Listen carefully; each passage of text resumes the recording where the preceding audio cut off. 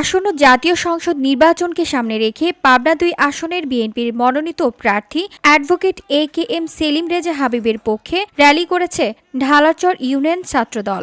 গতকাল বিকেলে অত্র ইউনিয়নের সিদ্দিক মোড় বাজারে অনুষ্ঠিত হয়।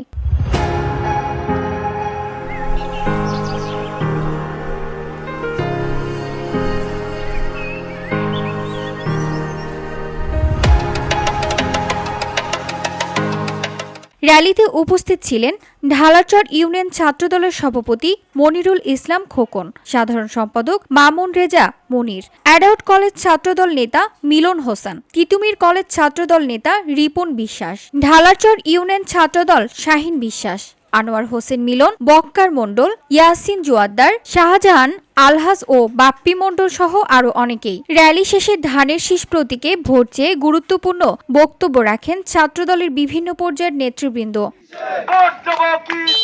VOD Bangla news desk.